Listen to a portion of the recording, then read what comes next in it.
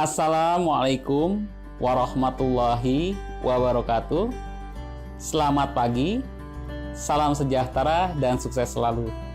Semoga kita senantiasa dalam keadaan sehat walafiat dan berbahagia. Halo sobat-sobat sekalian, kembali berjumpa dalam channel Micro Learning Pelatihan bersama saya Radit Teguh Handalani, Widya Iswara Muda pada Badan Pengembangan Sumber Daya Manusia Provinsi DKI Jakarta.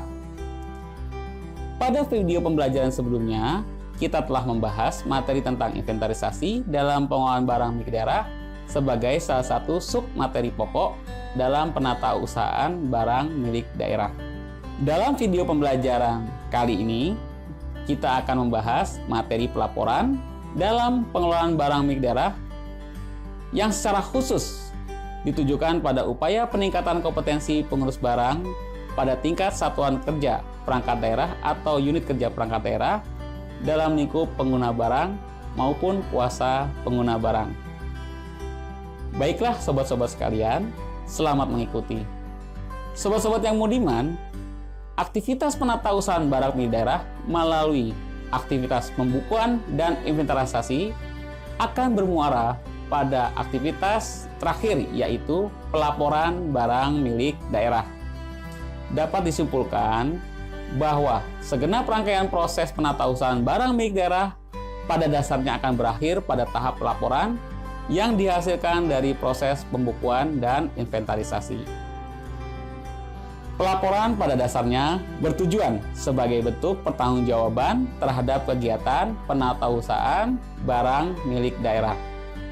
Untuk itu, pelaporan selain berfungsi sebagai wujud akuntabilitas, juga menjadi instrumen untuk memberikan umpan balik dan evaluasi bagi seluruh tahap pengelolaan barang milik daerah, mulai dari perencanaan kebutuhan barang hingga tahap penghapusan atau pemusnahan.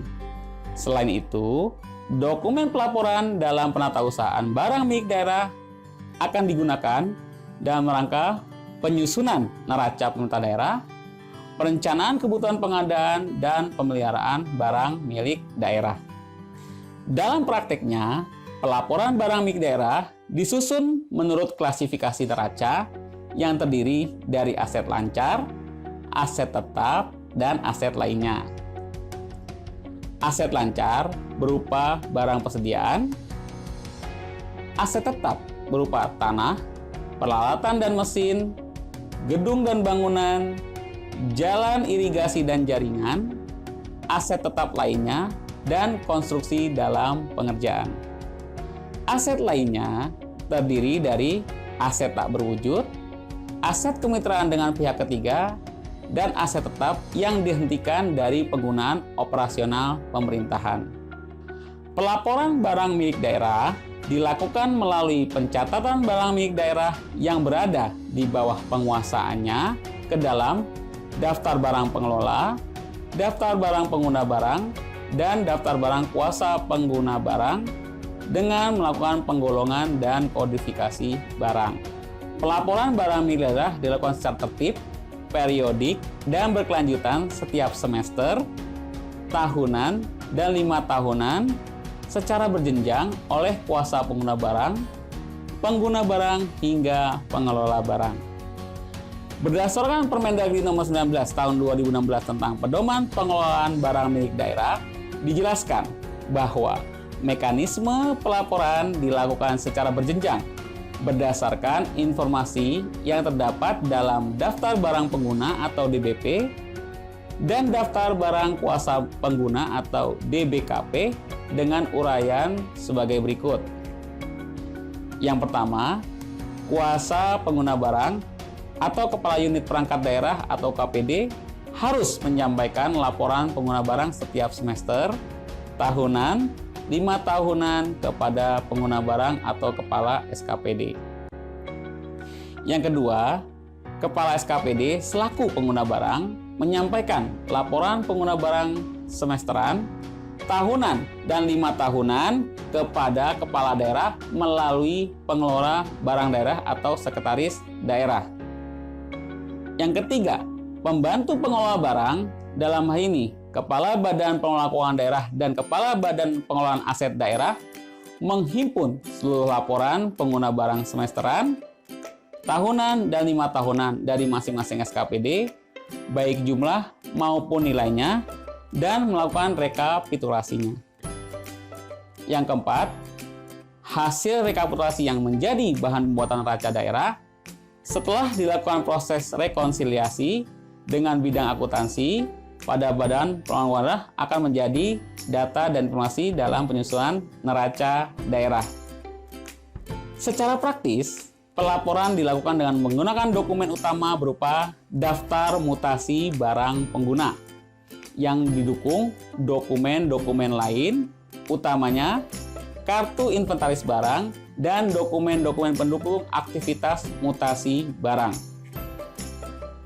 Daftar mutasi adalah dokumen awal dalam proses pelaporan yang memuat daftar barang yang berkurang dan atau bertambah dikarenakan adanya keadaan tertentu. Mutasi tambah barang pada daftar mutasi disebabkan oleh 1. Ditemukannya secara fisik barang yang belum tercatat dan barang hasil proses reklasifikasi. Yang kedua, barang hasil pengadaan. Dan yang ketiga, barang hasil perolehan yang sah berupa sumbangan, hibah, dan lain-lain. Di sisi lain, mutasi kurang disebabkan oleh yang pertama, hasil aktivitas penghapusan atau pemusnahan. Yang kedua, barang rusak, hilang, atau mati. Yang ketiga, barang hasil reklasifikasi. Dan yang keempat, barang yang dihibahkan atau disumbangkan yang secara khusus menjadi kewenangan pengelola barang. Baiklah sobat-sobat sekalian, demikian materi pelaporan dalam pengelolaan barang milik daerah dalam video pembelajaran kali ini. Untuk penjelasan teknis penerapannya lebih rinci dan aplikatif, akan dijelaskan secara lebih lanjut pada video pembelajaran lain melalui media tatap muka secara online maupun rangkaian penugasan yang dilakukan secara terarah, terencana, dan terpadu dan menjadi kesatuan dalam pelatihan pengelolaan barang milik daerah secara online ini. Semoga materi yang disampaikan ini dapat mencapai tujuan dan meningkatkan indikator hasil belajar para peserta pelatihan pengelolaan barang milik daerah, khususnya dalam peningkatan kompetensi pengurus barang dalam lingkup pengguna barang maupun kuasa pengguna barang. Semoga materi dalam video pembelajaran ini bermanfaat dan mendatangkan ridha Allah Subhanahu wa Ta'ala. Salam sukses, salam sejahtera, semangat selalu. Wassalamualaikum warahmatullahi wabarakatuh. Salam takzim dari kami.